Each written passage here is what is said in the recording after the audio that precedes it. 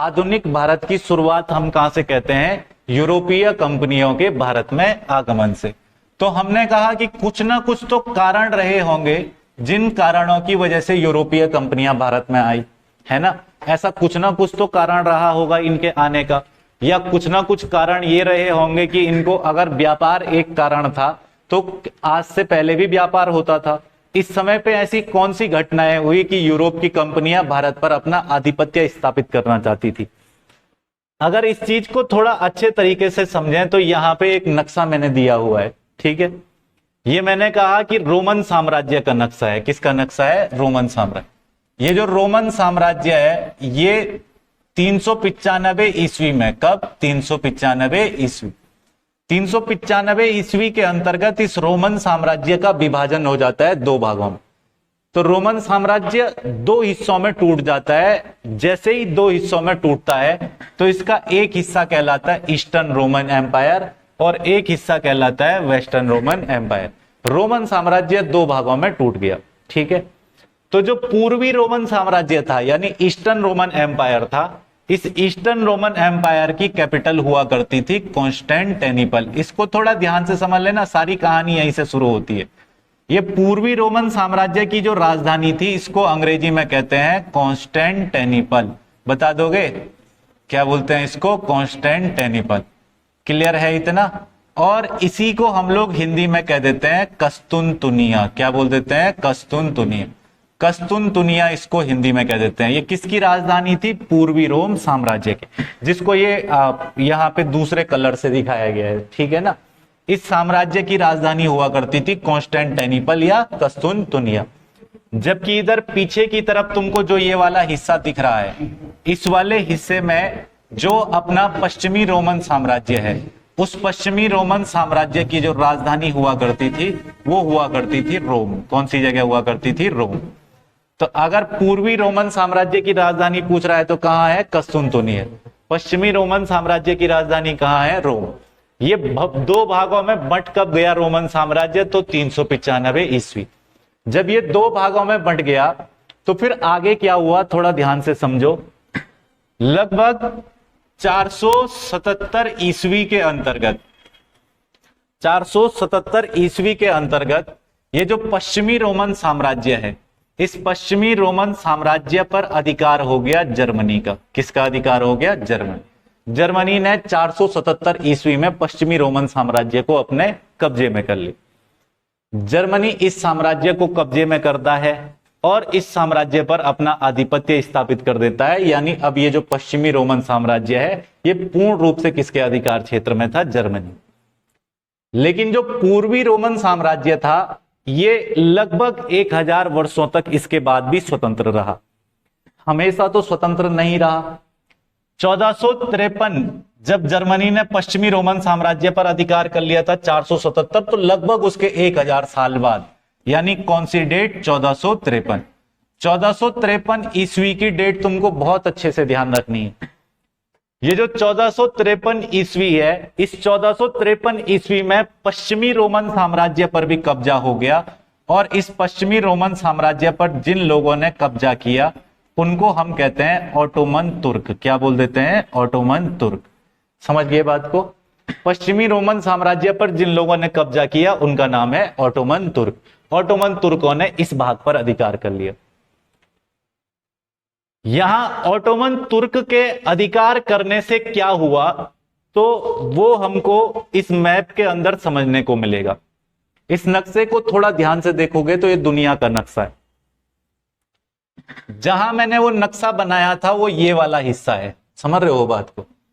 इसको हम लोग कह रहे हैं पूर्वी रोमन साम्राज्य, और ये वाला, ये हमारा कौन सा है? पूर्वी रोमन साम्राज्य। और ये कौन सा हो गया? पश्चिमी रोमन साम्राज्य। आई बात समझ में? तो पहले जो व्यापार भारत से या पूर्वी देशों से हुआ करता था यूरोप का, तो वो इस मार्ग से होकर के सीधे इस तरीके से व्यापार होता था। अब जैसे ही तुर्की के ऑटोमन, देखो यहां पे तुर्की है ना, कौन सा देश है? तुर्की। जैसे ही तुर्की के ऑटोमन ने इस पर अधिकार कर दिया तो अब इससे और भारत आने का ये वाला जो रास्ता है ये हो गया पूरे तरीके से बंद।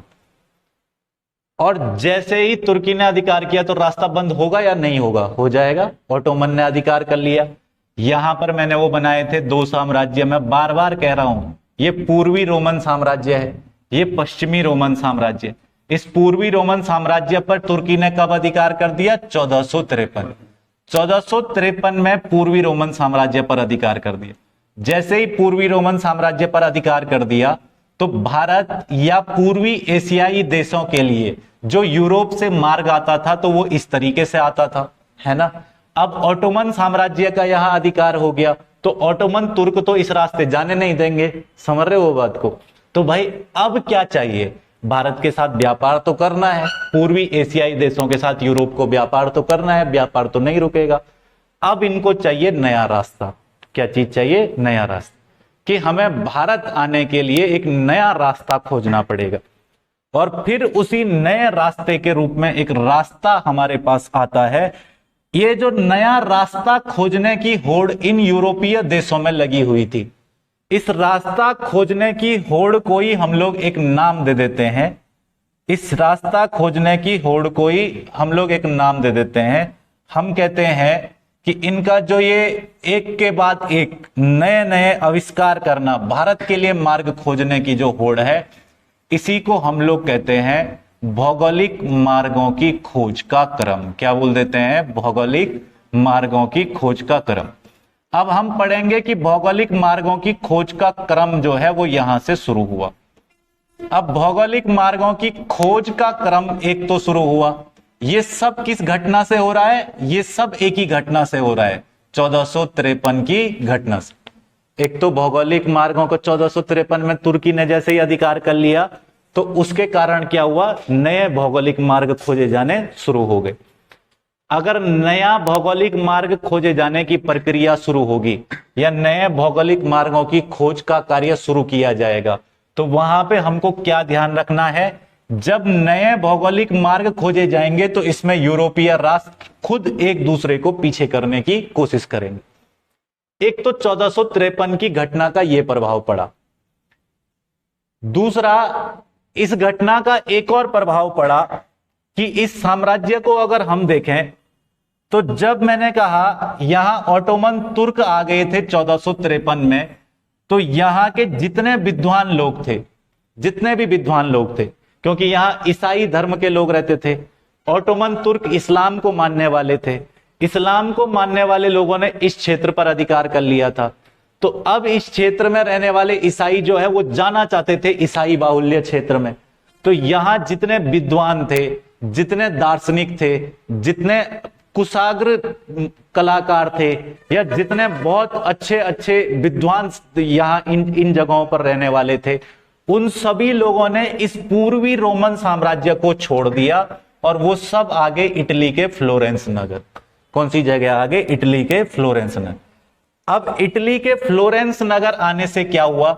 तो मैंने कहा सभी विद्वान जो हैं वो पूर्वी रोमन साम्राज्य से यानी ईस्टर्न रोमन एम्पायर से कहां आ गए हैं? Western Roman empire.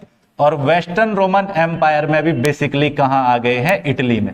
इटली में भी अगर तुमको पूछेगा कहां आ गए हैं तो फ्लोरेंस में। कहां आ गए हैं? फ्लोरेंस। फ्लोरेंस के अंतर्गत आ गए ये लोग, आए फ्लोरेंस में। समझ रहे हो बात को? और विद्वान थे, नए बुद्धि के लोग यहां पर आए थे। इटली ने इन सभी लोगों का स्वागत किया, इनको अपने देश में जगह दी। कौन नहीं चाहता कि हमारे देश में विद्वान और अच्छे कलाकार और अच्छे दार्शनिक ये सभी चीजें हो? हर देश चाहता है। यदि अगर आज नासा के सभी वैज्ञानिक कह दे कि हम भारत आना चाहते हैं तो भारत सरकार तुरंत नागरिकता दे देगी, बोला आओ, मोस्ट वेलकम है। समझ रहे हो बात को? तो हर कोई चाहता है कि योग्य व्यक्ति उस राष्ट्र में हो, योग्य व्यक्ति उस देश में हो, ये हर देश चाहता है। इटली ने इन सभी विद्वानों को अपने यहां संरक्षण दिया। इन सभी विद्वानों ने ही इटली से एक चीज की शुरुआत की, एक नए दौर की शुरुआत की। इस नए दौर को ही हम लोग कहते हैं पुनर्जागरण। इस नए दौर को ही हम लोग क्या कहते हैं? पुनर्जागरण। पुनर्जागरण का मतलब शाब्दिक अर्थ क्या है? दोबारा से जागना। दोबारा से क्या करना? जागना। इन लोगों ने नई खोजें करना शुरू कर दिया। नई खोजें, नए आविष्कार, इन सभी चीजों पर ध्यान देना शुरू कर दिया। इसलिए अगर हम देखेंगे तो इस पुनर्जागरण की लहर से, इस नई विचारधारा से, नए दार्शनिकों के यहां आने से जब हमारे संपर्क में कोई व्यक्ति आता है तो उसके विचारों से हम काफी हद तक प्रभावित हो जाते हैं या नहीं हो जाते हैं। इटली के अंदर ये नए लोग जब आए, ये नए विद्वान दार्शनिक जब आए, तो इटली के बहुत सारे लोग इनके विचारों से प्रभावित हुए, और जब इनके विचारों से प्रभावित हुए तो इसके बाद जो अवस्था आती है उस अवस्था को कहते हैं प्रबोधन। क्या बोलते हैं? प्रबोधन। यानी जब पुनर्जागरण होगा तो पुनर्जागरण के बाद की अवस्था कहलाती है प्रबोधन। प्रबोधन क्या होता है? प्रबोधन होता है तर्क करने की शक्ति, प्रबोधन होता है बहस करने की शक्ति, प्रबोधन होता है किसी भी चीज को आसानी से न मानने की जिद, इसको हम प्रबोधन कहेंगे। तर्क करना हर चीज के पीछे। बाइबल कहती है यदि कि ब्रह्मांड के केंद्र में पृथ्वी है और सूर्य इसका चक्कर लगा रहा है, ये बाइबल में लिखा है, जबकि ये बात सच तो नहीं है, तो इन लोगों ने ईसाई धर्म के खिलाफ ही कह दिया कि ये तो गलत है। समझ रहे हो? इन लोगों ने तर्क किया, तर्क के आधार पर कहा, ज्ञान के आधार पर कहा कि ये तो गलत है। सूर्य ब्रह्मांड के केंद्र में है, पृथ्वी ब्रह्मांड के केंद्र में नहीं है, यानी जियोसेंट्रिक नहीं है। समझ रहे हो बात को? जो जियोसेंट्रिक थ्योरी दी जाती है कि पृथ्वी ब्रह्मांड के केंद्र में, इन्होंने कहा ऐसा कुछ नहीं है, पृथ्वी नहीं ब्रह्मांड के केंद्र में है, ब्रह्मांड के केंद्र में है सूर्य। लेकिन उस समय बाइबल में लिखा हुआ था कि ब्रह्मांड के केंद्र में क्या है? पृथ्वी है, और सारे इसके चक्कर लगाते हैं, जबकि चक्कर सब किसके लगाते हैं? सूर्य के। इन लोगों ने इस तरीके के तर्क देना शुरू कर दिया। जब इन लोगों ने इस तरीके के तर्क दिए, इन लोगों ने धर्म में होने वाली कुरीतियों के विरुद्ध आवाज उठाई, तो तब यूरोप के अंतर्गत जिस चीज की शुरुआत हुई, इन दो चीजों से मिलकर के जो चीज आती है उसको हम कहते हैं धार्मिक सुधार। क्या बोल देते हैं? धार्मिक सुधार। इसके लिए हमारे पास अंग्रेजी में एक बहुत अच्छा शब्द चलता है, रिफॉर्मेशन। क्या बोल देते हैं? रिफॉर्मेशन। यूरोप में तब जिस चीज का दौर शुरू हुआ, प्रबोधन का मतलब इनलाइटमेंट जिसको हम लोग कहते हैं, है ना, प्रबोधन। समझ रहे हो बात को? धार्मिक सुधार यानी रिफॉर्मेशन का दौर शुरू हुआ, और ईसाई धर्म दो भागों में बंट गया। कितने भागों में बंट गया? दो भाग। ईसाई धर्म दो भागों में बंट गया। वे लोग जिन्होंने कहा कि जो बाइबल में लिखा है हम बिल्कुल उसी को मानेंगे, बिल्कुल भी चेंज नहीं करेंगे तुम्हारे कहने पर, उन लोगों को कहा गया कैथोलिक। क्या बोला गया? कैथोलिक।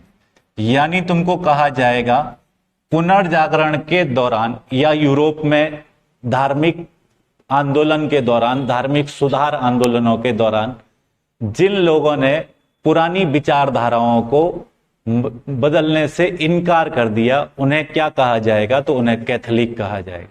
इन लोगों ने पुरानी विचारधारा को छोड़ने से मना कर दिया। इन्होंने कहा हम तो यही मानेंगे जी, बाइबल में लिखा है कि पृथ्वी ही बीच में है ब्रह्मांड के, तो हम मानेंगे कि इस यूनिवर्स के, होल यूनिवर्स के सेंटर में कौन है? हमारी अर्थ एग्जिस्ट करती है। इन्होंने कहा हम तो यही मानेंगे। जबकि जो दूसरे लोग थे, जो समझदार लोग थे, उन्होंने ऐसी बात नहीं कही।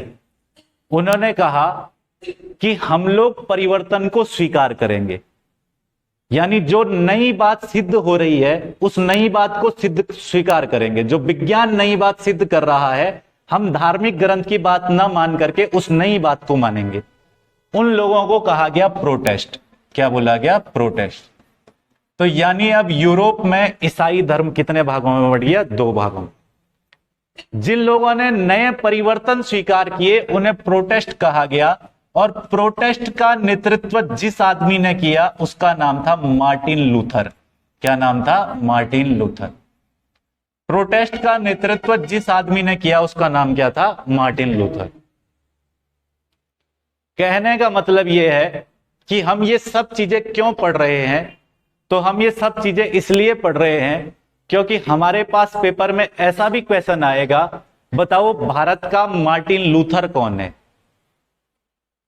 हमारे पेपर में क्वेश्चन आएगा कि भारत का मार्टिन लूथर किसे कहा जाता है? चार ऑप्शन दे देगा, स्वामी दयानंद सरस्वती को कहा जाता है, राजा राम मोहन राय को कहा जाता है, स्वामी विवेकानंद को कहा जाता है, या फिर किसी और अन्य समाज सुधारक को कहा जाता है? तो आप कहेंगे कि भारत का मार्टिन लूथर राजा राम मोहन राय को कहा जाता है। किसको कहा जाता है? राजा राम मोहन। अरे जो काम मार्टिन लूथर कर रहा है वही काम तो राजा राम मोहन राय ने किया,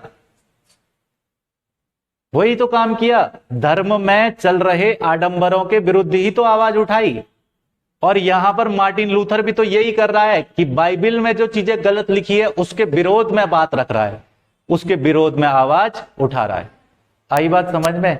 तो यहां पर तक हम दो तीन बातों को बहुत अच्छे तरीके से समझ गए होंगे।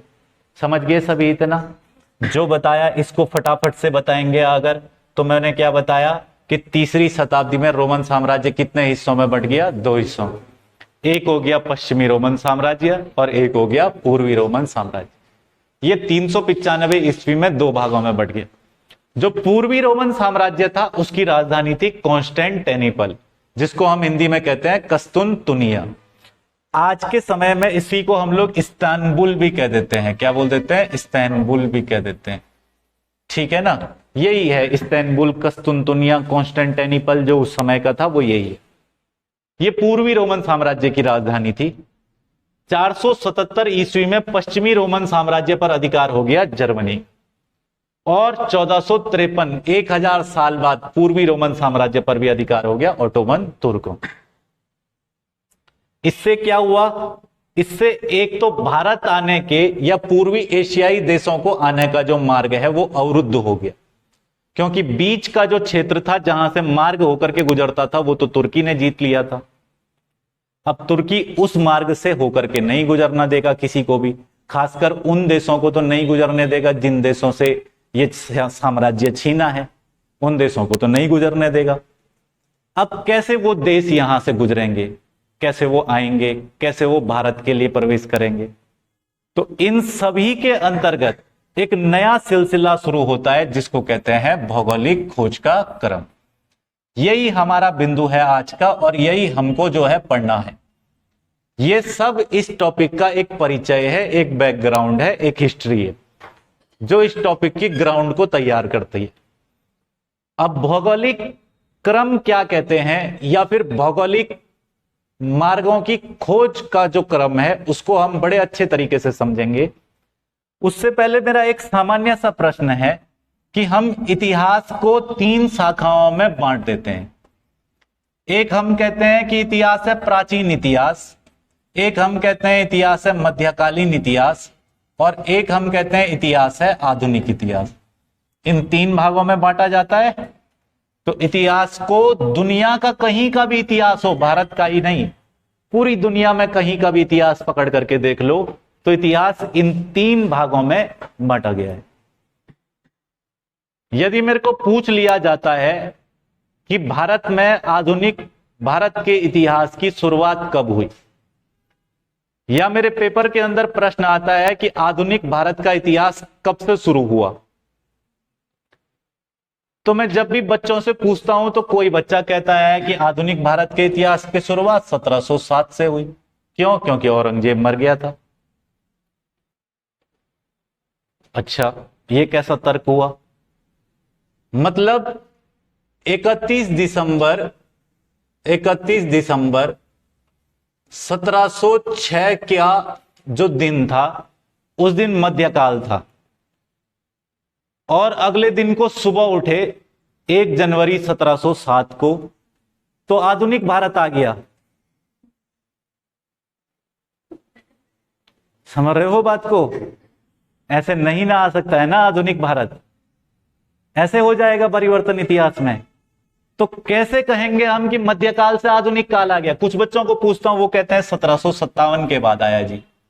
क्यों? क्योंकि इस समय प्लासी का युद्ध हुआ, प्लासी के युद्ध के बाद अंग्रेज आ गए थे, एंट्री हो गई थी, ये हो गया था, वो हो गया था, हो गई आधुनिक भारत की शुरुआत। तो यानी 1756 31 दिसंबर को मध्यकालीन भारत था, और 1 जनवरी 1757 को क्या हो गया? आधुनिक भारत। क्या ये संभव है? ये संभव नहीं है। हम कब कहेंगे कि आधुनिक भारत आ गया और कब कहेंगे कि मध्यकालीन भारत आ गया? जब हम देखेंगे कि उस क्षेत्र में रहने वाले लोग उस क्षेत्र में रहने वाले लोग सामंतवादी अर्थव्यवस्था को फॉलो कर रहे हैं। सामंतवादी अर्थव्यवस्था अस्तित्व में आ रही है, तो तब हम कहेंगे कि इतिहास का मध्यकाल आ गया। भारत के इतिहास का मध्यकाल याद करो, सामंतवादी अर्थव्यवस्था यानी जब भूमि का महत्व होगा, जब भूमि के लिए युद्ध होंगे, तो वो किस काल में होने शुरू होते हैं? मध्यकाल में। प्राचीन काल में भी भूमि का इतना महत्व नहीं रहता है, मध्यकाल में भूमि आधारित अर्थव्यवस्था आ जाती है, इसको कहते हैं सामंतवाद। सामंतवादी अर्थव्यवस्था का जब जन्म होगा तो वो जन्म हमेशा मध्यकाल में होगा। जैसे ही हमें किसी देश के इतिहास में देखने को मिलेगा कि यहां भूमि पर आधारित लोग हो गए, जैसे बाबर आया तो भारत की भूमि के लिए युद्ध किया नहीं किया? 21 अप्रैल 1526 को पानीपत का पहला युद्ध लड़ा, इब्राहिम लोदी मारा गया, तो बाबर ने भूमि पर अधिकार किया, बाबर ने भूमि को जीता, वो भूमि का शहंशाह कहलाया। लेकिन मध्यकाल से आधुनिक काल कैसे कहेंगे कि आधुनिक काल आ गया? तो जब किसी देश में पुनर्जागरण दिखने लग जाए। क्या दिखने लग जाए? पुनर्जागरण। और दूसरी चीज जो मैंने अभी थोड़ी देर पहले पढ़ाई थी, प्रबोधन दिखने लग जाए। जब किसी देश में पुनर्जागरण और प्रबोधन दिखने लग जाए, तो इस प्रक्रिया को या इस व्यवस्था को, जब किसी देश में पुनर्जागरण या प्रबोधन दिखने लग जाए, इस प्रक्रिया को या इस व्यवस्था को हम कहते हैं कि कौन सा काल आ गया? आधुनिक काल। पुनर्जागरण मतलब नए नए खोजों का दौर, प्रबोधन मतलब लोगों में तर्क करने की शक्ति, लोगों में विचार विमर्श करने की शक्ति, बहस करने की शक्ति। जब ये चीज आ गई तो हम कहेंगे कौन सा काल आ गया? आधुनिक काल।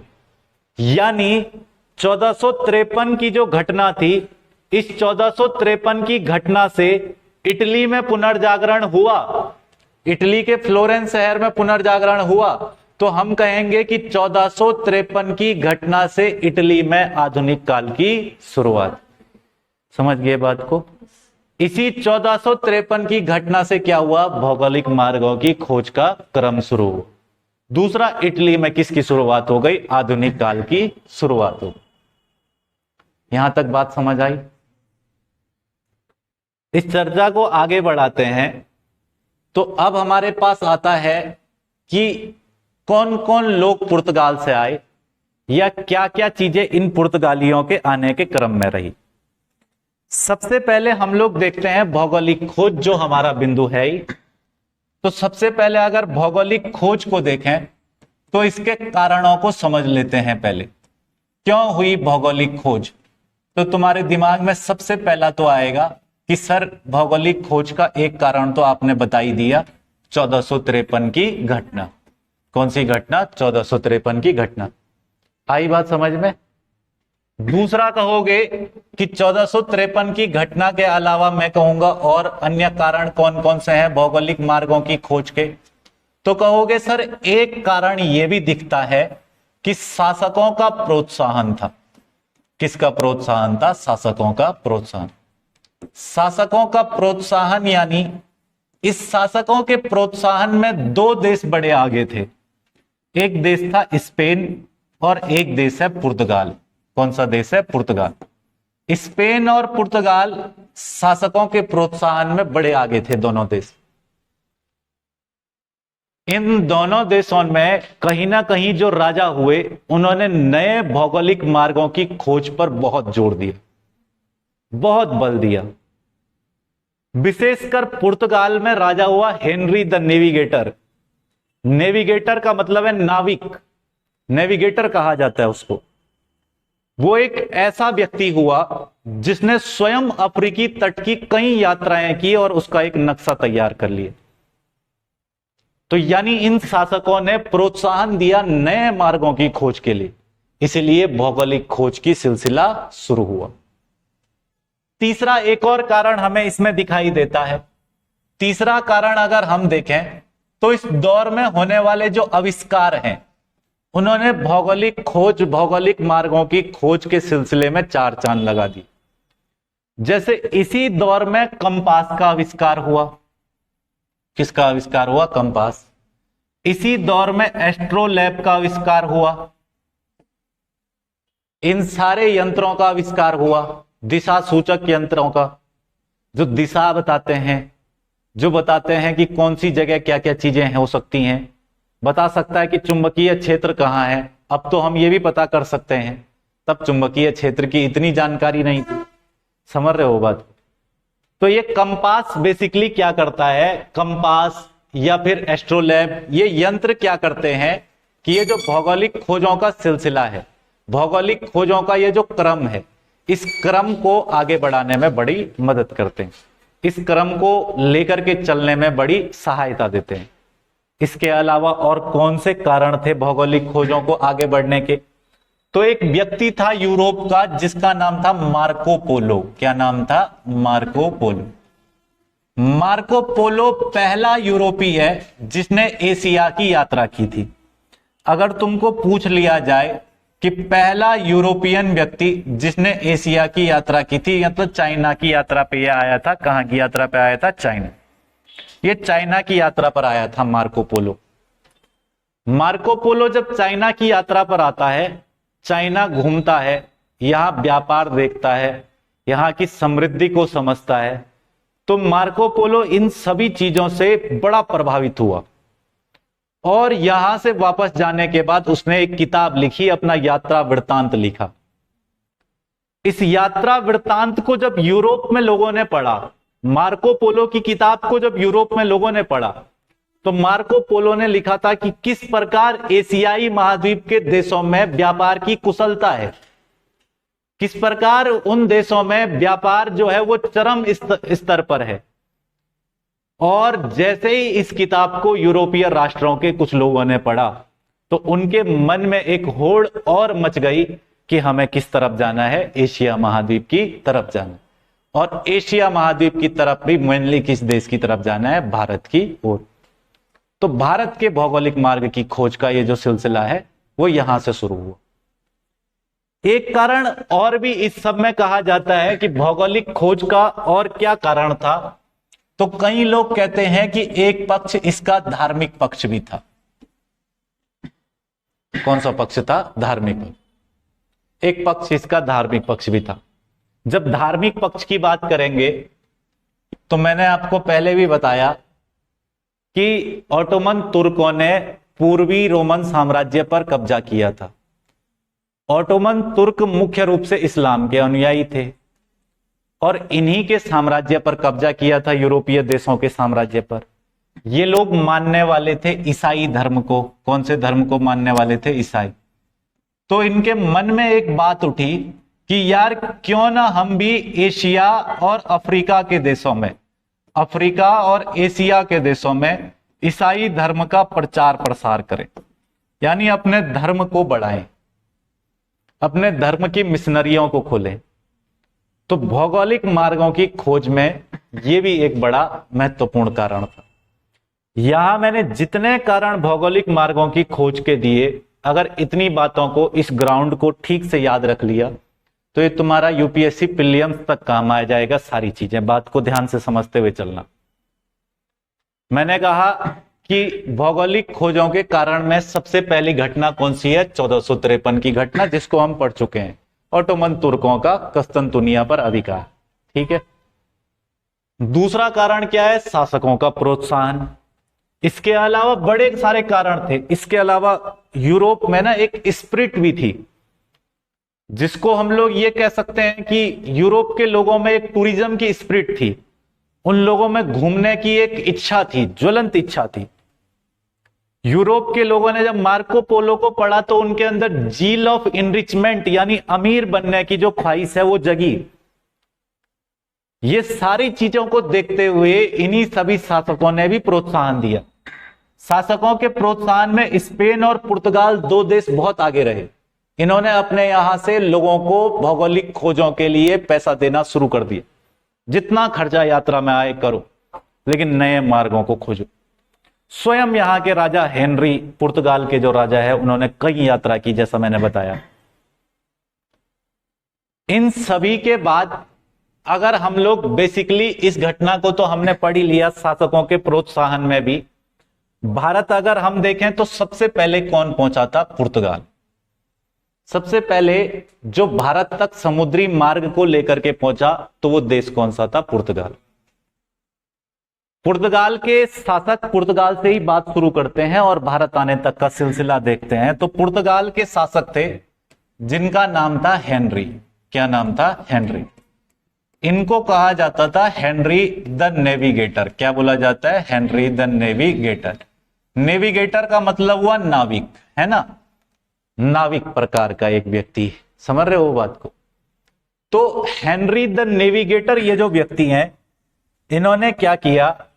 अब अगर तुम इस देश को थोड़ा ध्यान से यहां पर मेरी बात को देखोगे, बहुत ज्यादा दिखेगा तो नहीं, इतना बारीक तो नहीं दिख पाएगा, लेकिन अगर तुम यहां पे जूम करके देखोगे तो दो देश तुम्हें यहां दिखेंगे।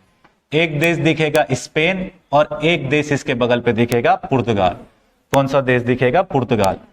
यानी ये वाला जो देश है यहां पे, ये देश कौन सा है? स्पेन है। ये कौन सा देश है? स्पेन। स्पेन के जस्ट बगल में देखोगे यहां पे ये वाला जो देश है, ये कौन सा है? पुर्तगाल। ठीक है।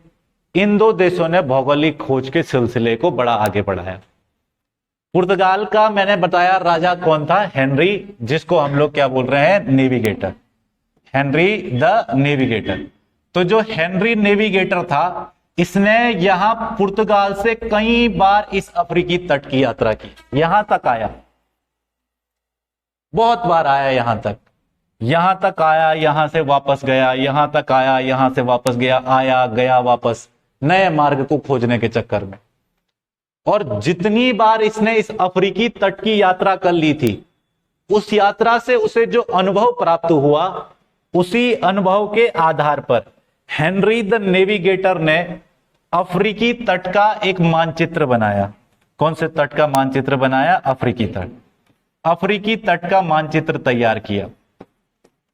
ये जो अफ्रीकी तट का मानचित्र है, इस मानचित्र को लेकर के एक व्यक्ति थोड़ा और आगे बढ़ा।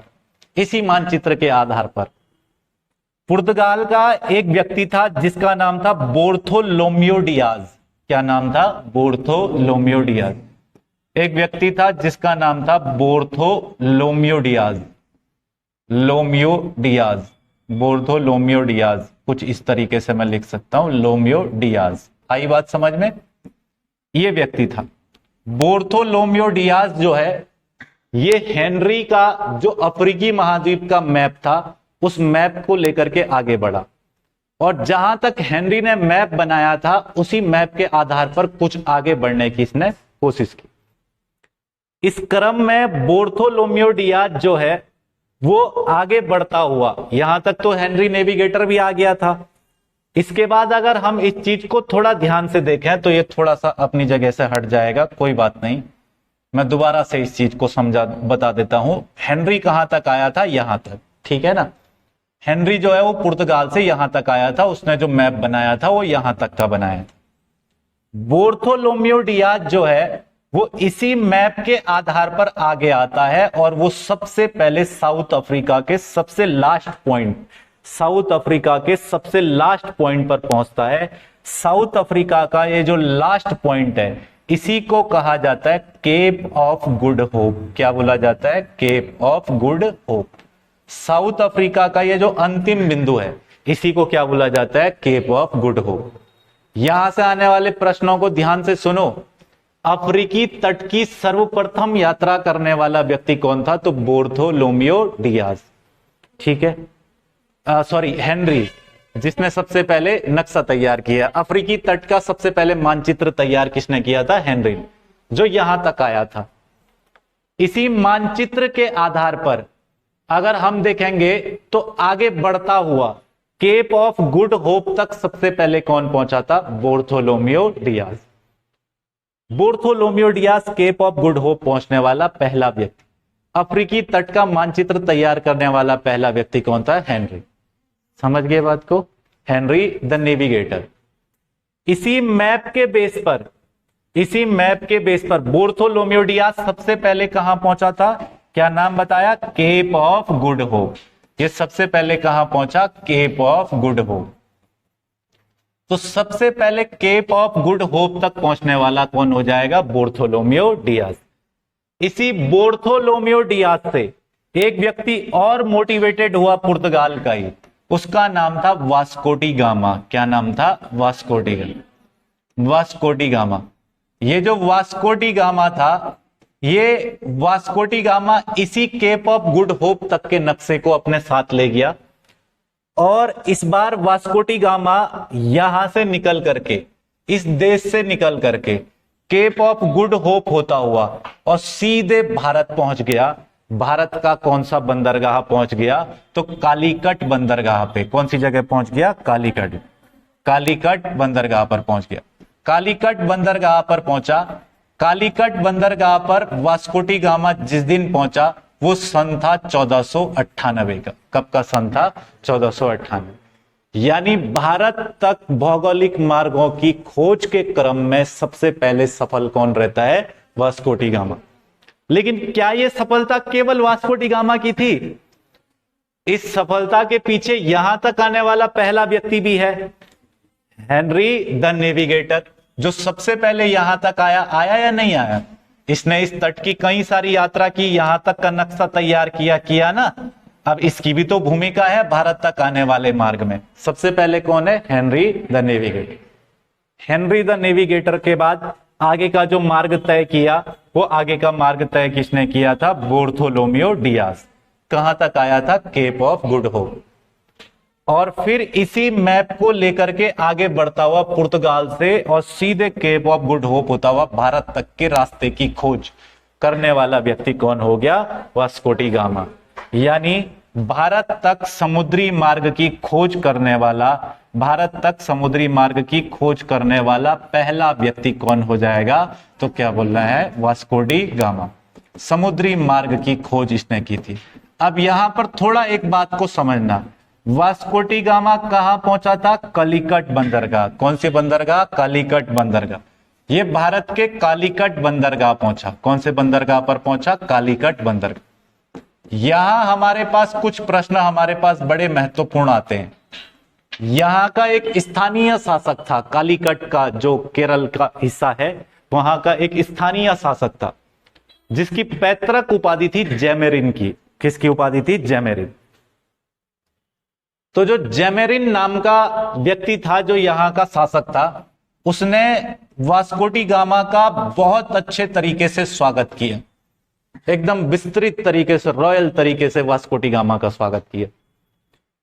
वास्को डी गामा जब भारत पहुंचा था तो ये अकेले वास्को डी गामा का ही योगदान नहीं था, ये हेनरी नेविगेटर, बार्थोलोमेओ डियाज और इन दोनों के योगदान के अलावा वास्को डी गामा के साथ एक और व्यक्ति था जिसका नाम था अब्दुल हमीद या अब्दुल मनीद लिखा रहता है कई जगह।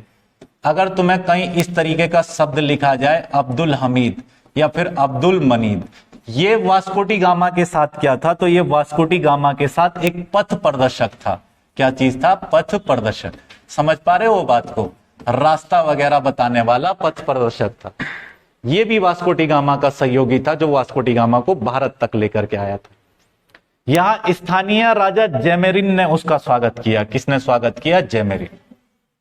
जब वास्को डी गामा भारत आया तो यहां पहले से कुछ लोग व्यापार कर रहे थे, जिनमें अरब, मिस्र, तुर्क के देश, ये सभी लोग थे। अब जब वास्को डी गामा भारत आया तो व्यापारिक प्रतिस्पर्धा दोनों के बीच में होना सामान्य बात है। प्रतिस्पर्धा तो रहेगी, कंपटीशन तो रहेगा। वास्को डी गामा यहां से कुछ सामान इकट्ठा करता है और खूब मसाले वगैरह वगैरह कुछ खरीदा उसने यहां से, और उन मसाले वगैरह को लेकर के, जैसे उसने यहां से मसाले खरीदे, चाय, कॉफी वगैरह, इन सब चीजों को लेकर के, मसाले, चाय, कॉफी वगैरह लेकर के जब वो यहां से वापस अपने मुल्क गया, यानी वापस जब वो अपने पुर्तगाल की ओर गया, तो ध्यान देंगे नक्शे के अकॉर्डिंग, यहां तुम देख पा रहे होंगे कि ये जो रेड कलर की लाइन है ये वास्को डी गामा का मार्ग है ना। यहां से लेकर के यहां तक की यात्रा बड़ी लंबी समुद्री यात्रा तय करके आया था। उतना ही वापस भी गया था, कुछ मसाले लेकर के गया था, कुछ थोड़ा बहुत और चीजें लेकर के गया था, सामान भर के गया था जहाज में।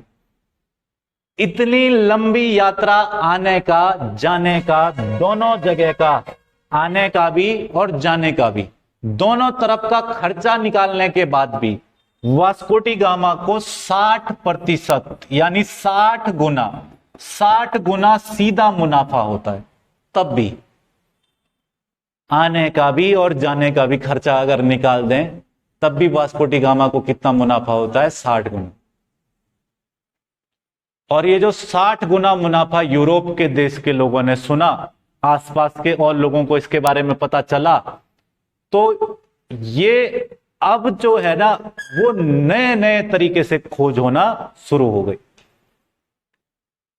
जब ये सारी चीजों का दौर चल ही रहा था तो उस समय पुर्तगाल से एक और व्यक्ति निकला था जिसका नाम था मैगलेन। क्या नाम था? मैगलेन। यहां जितने नाम मैं बता रहा हूं टेंशन तो नहीं हो जाएगी ना? थोड़ी देर बाद नहीं होगी ना? चलो ठीक है, आराम से सुनना, समझना, तसल्ली से रखना, ठीक है? टेंशन नहीं लेनी, सब आ जाएगा। एक आदमी था पुर्तगाल का, मैगलेन नाम है। मैगलेन जब पुर्तगाल से निकला तो ये सारे लोग इस तरफ निकले, है ना? मैं इसको हटा देता हूं, ये तो हम पढ़ चुके हैं, ठीक है? मैं इसको हटा देता हूं। मैगलेन जब निकला तो थोड़ा ध्यान देंगे यहां पे, मेरी बात को थोड़ा अच्छे तरीके से समझेंगे। मैगलेन आ कहां से रहा है? पुर्तगाल से आ रहा है, ठीक है? सारे लोग निकले इस तरफ, मैगलेन निकल गया इस तरफ। समझ रहे हो बात को? इस तरफ। यहां जब वो पहुंचा तो इस जगह पर उसने पहुंच करके क्या देखा कि सामने बड़ा एक शांत महासागर है, पूरे तरीके से शांत महासागर, एकदम ऐसा महासागर है जिसमें पूरे तरीके से मूक है, बड़ा गहरा महासागर होगा उसने अनुमान किया। मैगलेन यहां से जब इस महासागर को देखता है तो इस महासागर के विशाल रूप को देख करके और इसकी शांति को देख करके इस महासागर को कहता है पैसिफिक। क्या कहता है? पैसिफिक। पैसिफिक, प्रशांत, इससे शांत नहीं हो सकता कुछ, प्रशांत, सबसे गहरा। जब मैगलेन ने यह देखा तो वो अपने आप में चौंक गया। मैगलेन यहां तक पहुंचा था, साउथ अमेरिका के सबसे लास्ट पॉइंट तक, साउथ अमेरिका के सबसे लास्ट पॉइंट पर जहां पैसिफिक हमारे पास सामने लग जाता है, इस लास्ट पॉइंट को मैगलेन स्ट्रेट कहते हैं आज भी। इस जगह पर मैगलेन जल संधि है। कौन सी जल संधि है? मैगलेन जल संधि। वो पुर्तगाली यात्री मैगलेन के नाम पर ही है और यही पुर्तगाली व्यक्ति था जिसने प्रशांत नाम दिया, पैसिफिक नाम दिया। वो पुर्तगाली व्यक्ति कौन था? मैगलेन। बात समझ आ रही है? तो मैगलेन निकला यहां से और साउथ अमेरिका के नीचे पहुंच करके इस तरफ को देखा, बोला पैसिफिक, प्रशांत, इससे शांत नहीं है कुछ, इससे शांत कुछ भी नहीं हो सकता। इस मैगलेन की चर्चा हम क्यों कर रहे हैं? तो मैगलेन दुनिया का वह पहला व्यक्ति है, मैगलेन पहला व्यक्ति है जिसने समुद्री रास्ते से, कौन से रास्ते से? समुद्री रास्ते से, समुद्री रास्ते से पूरी दुनिया की परिक्रमा की थी। तो समुद्री रास्ते से पूरी दुनिया की परिक्रमा करने वाला पहला व्यक्ति कौन है? मैगलेन। क्या था ये? पुर्तगाली। बात समझ आ रही है? मैगलेन ने ही शब्द दिया था पैसिफिक, पैसिफिक यानी प्रशांत। तो जो जो बातें मैंने यहां पे पढ़ाई, मुझे उम्मीद है कि इतनी बात समझ आ रही होगी, है ना? इसको थोड़ा सा बैकअप में यहां पे दे दूं तो सबसे पहले हम लोग यहां से जानना शुरू करते हैं आज। उससे पहले भी मैंने कुछ बताया था यहां पे, है ना? पुनर्जागरण, मार्टिन लूथर वगैरह वगैरह, ये समझ गए होंगे, है ना? इसके बाद हम लोगों ने यहां पे चर्चा की कि क्यों भौगोलिक खोज जो है वो, उसके क्या कारण रहे। सबसे पहला कारण तो 1453 की घटना, तुर्की का कस्तंतुनिया पर अधिकार, जिसकी वजह से मार्ग क्या हो गया? बंद हो गया। तो नए मार्गों की खोज करना एक जायज सा मुद्दा था। फिर शासकों का प्रोत्साहन, स्पेन और पुर्तगाल इसमें बहुत आगे थे। इसमें हमने देखा कि भैया एक और कारण आविष्कार भी है, नई चीजों का आविष्कार, कैंपस का आविष्कार इस समय पे, कंपास जिसको हम लोग कहते हैं, कंपास का आविष्कार इस समय पे। पुर्तगाली थोड़ा दूसरे तरीके से बोलते हैं इसलिए कैंपस बोल रहा हूं, ये मत बोलना कैंपस तो कॉलेज का होता है, ठीक है। तो कंपास जो है ना, वो दिशा सूचक जिसको हम कहते हैं, वो उसका आविष्कार, एस्ट्रोलैब का आविष्कार। इसके अलावा मार्को पोलो, पहला यूरोपी जिसने एशिया महाद्वीप की यात्रा की थी। मार्को पोलो जब आया तो इसने किताब लिखी, बताया व्यापार कितना अच्छा है एशिया में, और इस व्यापार से होड़ मच गई पश्चिम के देशों में। समझ गए बात को। फिर अगला कारण धार्मिक कारण। धार्मिक कारण क्या था कि ईसाई धर्म का प्रचार प्रसार करना अफ्रीका और एशिया महाद्वीप में, यह बड़ा कारण था। हमने कहा पुर्तगाल इन सभी में सबसे आगे था, तो सबसे पहले किस व्यक्ति के बारे में पढ़ा? Henry the navigator. Henry the navigator यानी अफ्रीका का मानचित्र तैयार करने वाला, अफ्रीकी तट का मानचित्र तैयार करने वाला पहला व्यक्ति कौन हुआ? Henry the Navigator. इसी मानचित्र के भरोसे आगे बढ़ा बार्थोलोमेओ डियाज। बार्थोलोमेओ डियाज पहला व्यक्ति है जो पहुंचा केप ऑफ गुड होप। इसके अलावा अगला व्यक्ति कौन आया? Vasco D gamma. Vasco D gamma Bharat तक समुद्री मार्ग की खोज करता है और अल्टीमेटली 1498 में पहुंच ही जाता है भारत। बात समझ आई? इसके अलावा ये वहां से जब वापस लौटा तो उसे कितना गुना मुनाफा हुआ? 60 गुना मुनाफा। मैगलेन समुद्री मार्ग से दुनिया का चक्कर लगाने वाला पहला व्यक्ति था। जब पुर्तगाल इतना आगे बढ़ गया तो क्या स्पेन पीछे रहेगा? स्पेन बिल्कुल नहीं पीछे रहेगा। तो स्पेन ने भी एक आदमी को स्पॉन्सर किया। मैं जो कह रहा हूं उस बात को थोड़ा ध्यान से सुनना। स्पेन ने एक आदमी को स्पॉन्सर किया, स्पेन का था नहीं, स्पॉन्सर किया कि जाओ तुम खोज करो, हम तुम्हें सारी चीजें देते हैं, सारी व्यवस्थाएं, खर्चा पर्चा वगैरह सब देते, तुम नए समुद्री मार्गों की खोज करो।